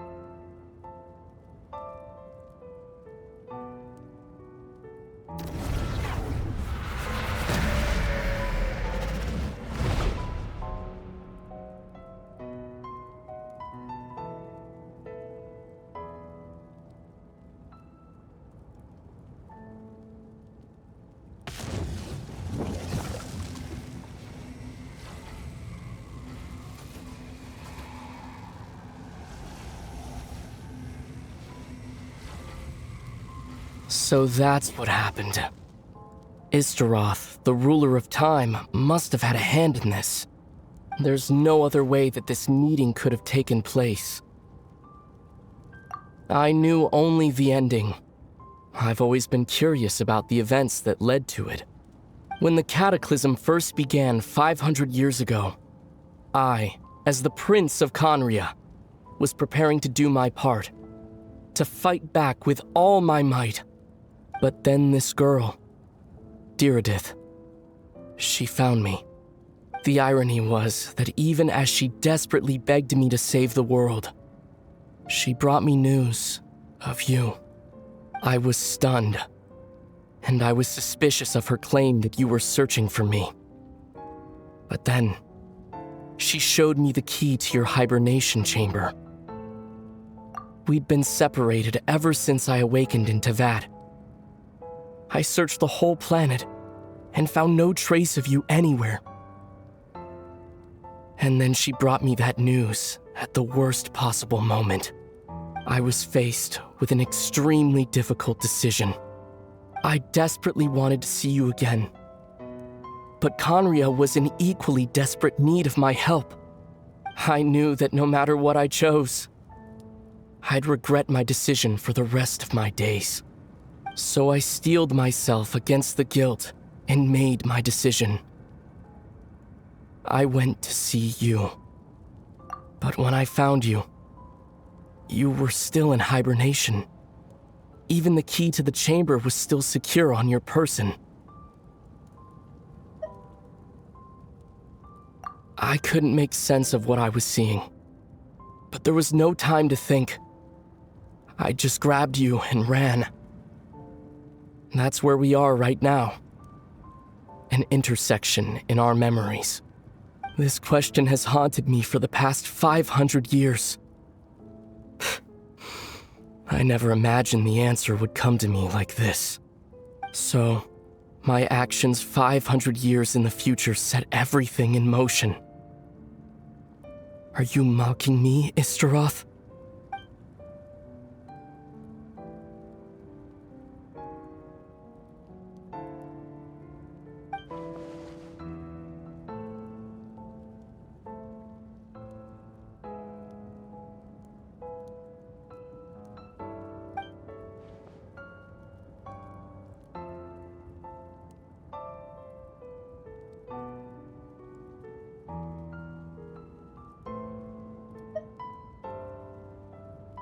Not yet.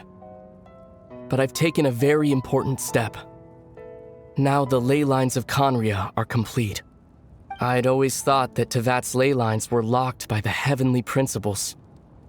No more can be added, and existing ones cannot be replaced. But then, I learned that Natlan's Night Kingdom appeared to be an exception to the rule. It has intrigued me ever since.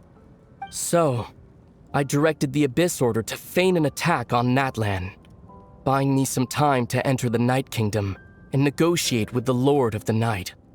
Unfortunately, for other reasons, even the Night Kingdom cannot host any new ley lines. The most I could get was some room to carry out the weaving process.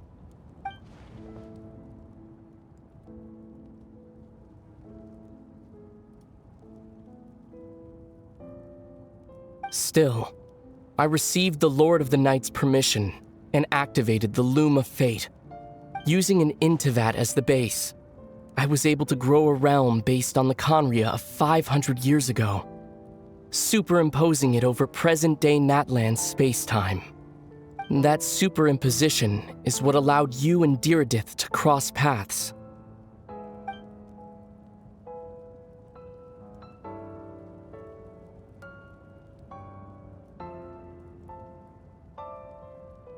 After that, the new Conria was enriched with memories of the old, drawn from the Abyss Order's members in their meditation sessions. With those memories as raw materials, and the superimposed realm as a template, the Loom of Fate finally finished its work. What I now hold in my hand is the Atlas of the New World. This is the product of the Loom of Fate, holding within it the entire network of New Conria's ley lines. With this, the nation once known as Conria can rise again. One day, I will find a suitable host location for it.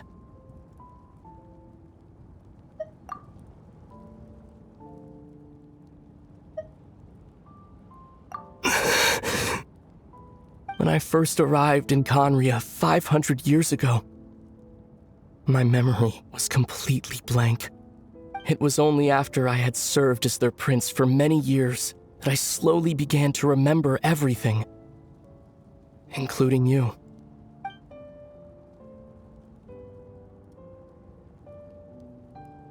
But recovering old memories didn't simply erase the part of my life I spent in Conria. I still see it as my second home. That is why my guilt weighs so heavily on me. But even so, that only constitutes part of my motive.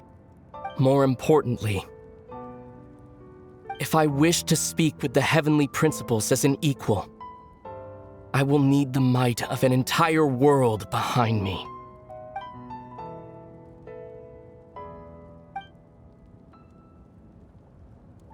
Huh?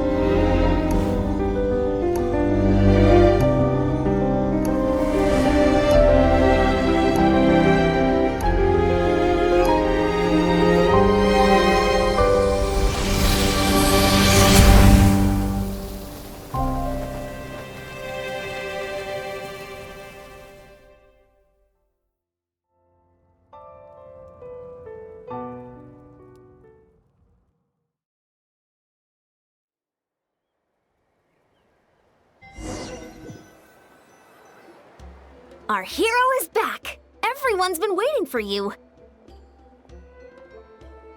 The Abyss Order made a full retreat before our forces even arrived on the scene. All thanks to your efforts, no doubt. Oh, and Mr. Dainsliff's, of course. What's wrong? You look upset. Paimon doesn't know the details either. The Traveler just disappeared after taking Deirdre's hand. It was like they got sucked into another world. Paimon was looking all over for her, and then she suddenly reappeared, right back in the same spot, but looking a lot more glum.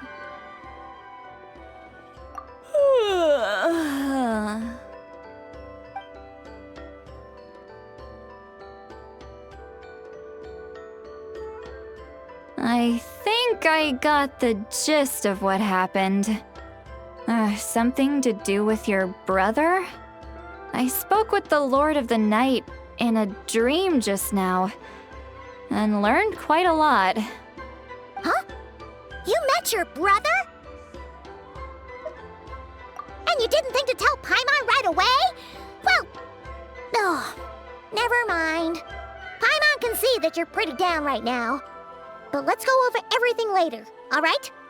What your brother accomplished? It all but defies comprehension. I was stunned when I heard about it too.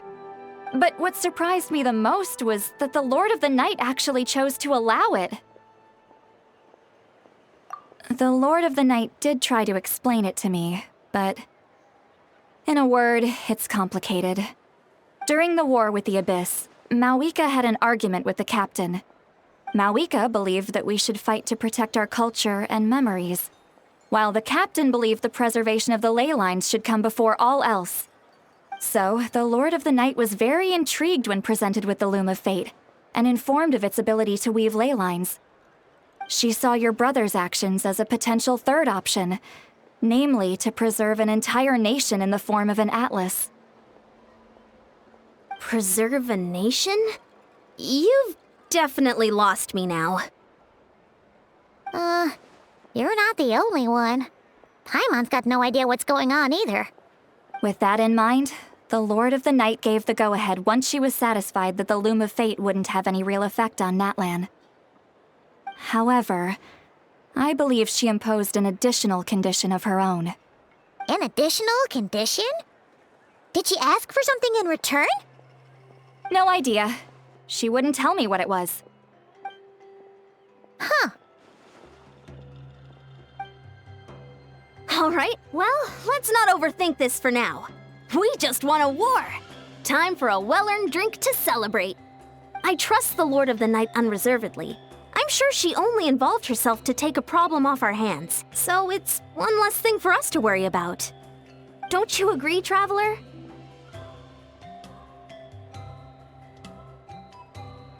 Come on, let's head back to the Collective of Plenty. Oh, Varessa should be there too. We'll treat you to a real feast.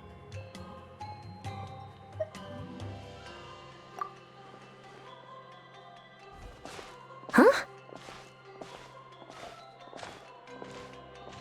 Eon-san, leave her be. This might be hard to understand for an extrovert like you, but some people need alone time to recharge every once in a while. Traveler?